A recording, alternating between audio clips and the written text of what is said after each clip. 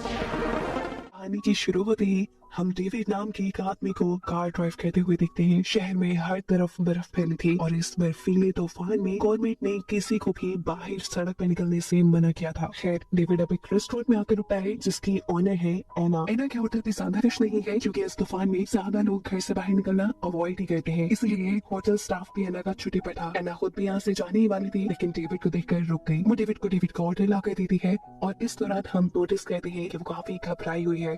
उसे बाहर बाहर किसी की कॉल्स आ रही है। एकदम से उसकी नजर खिड़की के बाहर जाती है। वहाँ एक कार रुकी थी जिसे देखकर एना और भी डर गई थी। यानी कॉल्स करने वाला अब यहाँ तक पहुँच गया था। यह आदमी होटल के अंदर आते ही एना के साथ जोर जबरदस्ती करना शुरू कर देता है क्योंकि उसे अपनी बेटी से मिलना है और एना उसकी एक्स वाइफ है। यह आदमी क्योंकि ड्रग्ड था इसलिए कोर्ट ने उसे अपनी बेटी से मिलने से मना किया हुआ था। अब इससे पहले कि यह आदमी एना को मारता है उसके साथ कोई और बदतमीजी करता, पीछे बैठा हुआ डेविड जो ये सब कुछ देख रहा था वो इस आदमी को रुक जाने को कहता है और उसकी यही हरकत एना के हस्बैंड का गुस्सा और बढ़ा देती है। गुस्से में ही वो डेविड से लड़ने के लिए डेविड तक पहुंच जाता है लेकिन डेविड बहुत ही काम बैठा हुआ था जो उससे कहता है तुम्हारे पास दो ही ऑप्शन है, या तो मेरे से लड़कर जेल चले जाओ या फिर आप आराम से घर जाओ, अपनी नशा छोड़ने की तैयारी करो और फिर जज से अपनी बेटी वापस ले लो। यह आदमी डेविड की पुलिस को बुलाने वाली बात से डर गया था इसलिए चुपचाप वो वहाँ से चला जाता है और उसका जाना एना को रिलैक्स कर गया था। ये सब डेविड की वजह से हुआ था। डेविड की समझदारी ने इस सिचुएशन इतने आराम से हैंडल कर ली थी और इसी वजह से एना डेविड से इम्प्रेस हुए बगैर नहीं रह सकी। क्या वो बैठकर डेविड से बात करती है तो उसे पता चलता है कि डेविड मैरिड है। एना का एक्स हस्बैंड अब जाते हुए डेविड की कार का मिरर भी तोड़ गया था लेकिन डेविड उसके लिए भी खामोश रहता है।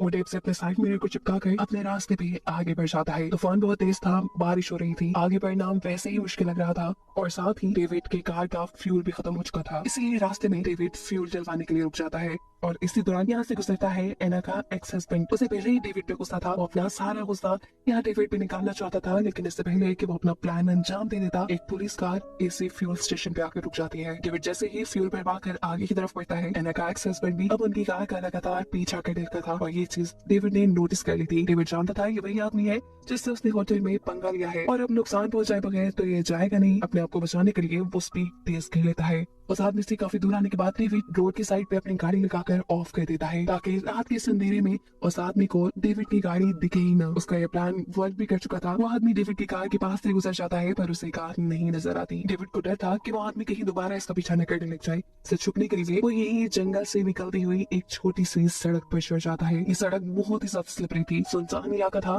डेविड को ज्यादा कुछ नजर भी नहीं आ रहा था और इसी स्लिपरीपन की वजह से डेविड की कार का एक्सीडेंट हो जाता है। वो कार स्लिप होकर साइड पे गिर जाती है। डेविड ने काफी कोशिश की कि उसकी कार वहाँ पे सड़क पे आ जाए लेकिन कार के टायर्स बर्फ के अंदर धंसते जा रहे थे। मजबूरन अब वो गाड़ी से निकलता है और अपने हाथों की मदद से टायर्स के इर्द गिर्द से बर्फ हटाने की कोशिश करता है लेकिन ऐसे बर्फ की ठंडक में उसके हाथ जख्मी कर गए थे। उसे लग रहा था कि अब उसके हाथ टूट जाएंगे। मजबूरन वो अब वापस कार में बैठकर अपनी कार का हीटर ऑन करके अपने हाथों को सेकने लग जाता है।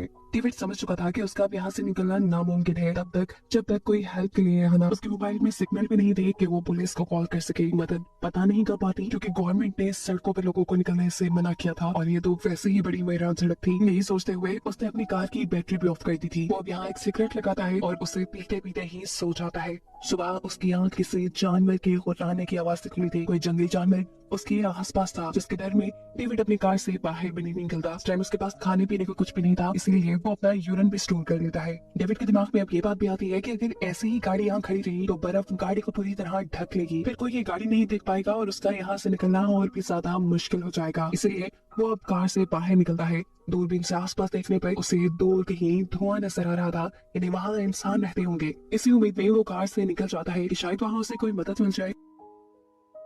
वहाँ जाने से पहले वो अपनी गाड़ी की डिक्की खोलता है और उसकी गाड़ी की डिक्की में हम बंधी हुई एना को देखते हैं। डेविड जिसे हम अच्छा इंसान समझ रहे थे वो एक किडनैपर था जिसने एना को किडनैप कर लिया था। वो कार से दूर जाने से पहले एना को वार्न करके चाहता है कि इस कार से निकलने की कोशिश भी न करना, लेकिन एना क्यों अपने किडनैपर की बात मानती, वो उसके चाहते ही कोशिश करना शुरू कर देती है और उसके जो हाथ और मुंह टेप से बंधे थे उन्हें खोलने में कामयाब भी हो जाती है। अब वो इस गाड़ी से भी बाहर निकलना चाहती थी लेकिन कार की बैक साइड अंदर से नहीं खुल सकती थी, इसलिए वो कार के बैक स्पीकर्स को हटाते हुए कार के अंदर आने में कामयाब हो जाती है। कार के अंदर आते ही वो कार का दरवाजा खोल के बाहर भाग जाती है लेकिन बाहर बहुत ज्यादा ठंड थी और दूर दूर तक उसे जब कोई इंसानी जगह नहीं नजर आती तो उसे बेहतर वापस कार में जाने लगता है, जहाँ एटलीस्ट उस सर्दी से तो बच सकती थी। हाथ पांव उसने अपने खुलवा लिए थे, डेविड से भी मुकाबला करने के वो अब काबिल हो चुकी थी, इसलिए है ना कार के अंदर वापस जाकर बैठ जाती है क्योंकि सर्दी बहुत ज्यादा बढ़ चुकी है। और दूसरी तरफ अब हम डेविड को देखते हैं, धुएं वाली जगह पहुंचने के चक्कर में वो कार से बहुत दूर आ चुका था और अब उसका पाँव भी एक गड्ढे में फंसकर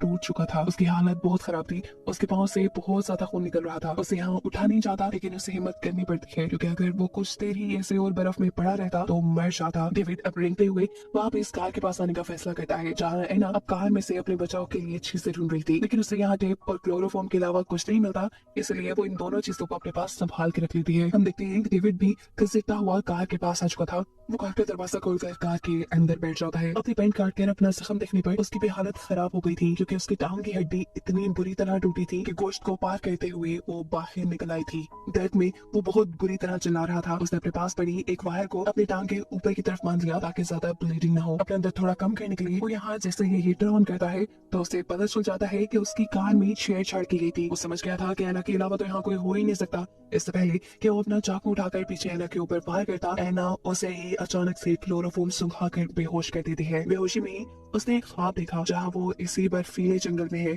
सामने उसके मरा हुआ जानवर है और उसके दोनों हाथों पे खून लगा है। ये ख्वाब देखते ही वो डर कर उठ जाता है। होश में आने पर वो देखता है कि एना ने उसके हाथ स्टीयरिंग से बांध दिए थे और उसके गर्दन को सीट से। एना उससे सवाल करती है कि तुम मुझे यहाँ कहाँ ले आए हो और मेरा फोन कहाँ है। जवाब में डेविड बताता है कि तुम्हारा फोन मैंने फेंक दिया था और हम इस टाइम कहाँ हैं ये मुझे भी याद नहीं क्योंकि मैं रास्ता भटक गया था। एना उससे कहती है जो भी है अब तक मेरी मॉम ने पुलिस को कॉल कर दी होगी, पर डेविड बताता है ऐसा नहीं किया होगा क्योंकि तुम्हारा फोन फेंकने से पहले मैंने तुम्हारी मॉम को मैसेज कर दिया था कि तुम अपने एक्स हस्बैंड के साथ हो। और ये सुनकर एना बिल्कुल शॉक हो गई। एना उसका वॉलेट और फोन ले लेती है, लेकिन उसके फोन में भी सिग्नल नहीं थे। यहाँ डेविड उससे कहता है बेशक मैं तुम्हारे कैद में हूँ, लेकिन फिलहाल हम दोनों मुश्किल में हैं और हम दोनों के पास जिंदा रहने के लिए सिर्फ एक ही कार ही सोर्स है, इसलिए हमें इसका इस्तेमाल देखभाल कर करना चाहिए। एना उसकी बात मानते हुए कार का हीटर बंद कर देती है ताकि कार की बैटरी खत्म ना हो जाए। इसके बाद वो डेविड का फोल्डर चेक करती है जहाँ पे बहुत सारी फेक आईडीज थी, जिसका साफ मतलब था कि डेविड एक फ्रॉड आदमी है और कभी वो एक जगह टिक कर नहीं रहता। एना बहुत ज्यादा थकी हुई थी, उसे नींद भी आई, इसलिए वो डेविड की कार में रखी हुई बच्चों वाली सीट को उठाकर कार से बाहर फेंक देती है ताकि वो यहाँ आराम से सो सके। लेकिन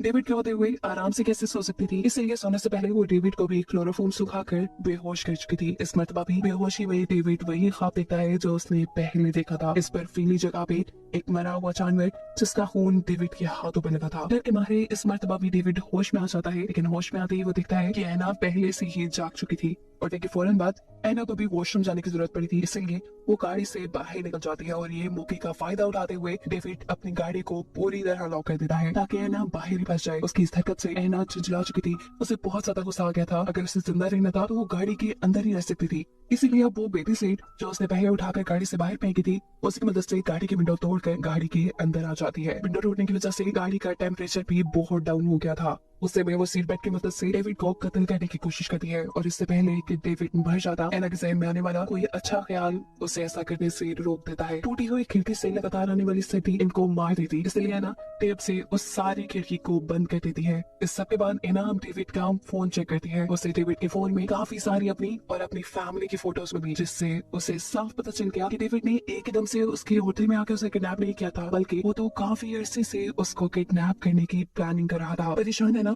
अब उसकी गाड़ी चेक करती है जहाँ उसे बहुत सी लड़कियों की आईडीज मिलती है और इससे वो ये भी जान लेती है कि है ना वो पहली लड़की नहीं जिसे डेविड ने किडनैप किया हो, बल्कि वो पहले बहुत सी लड़कियों को किडनैप करके मार चुका है। वो एक सीरियल किलर है।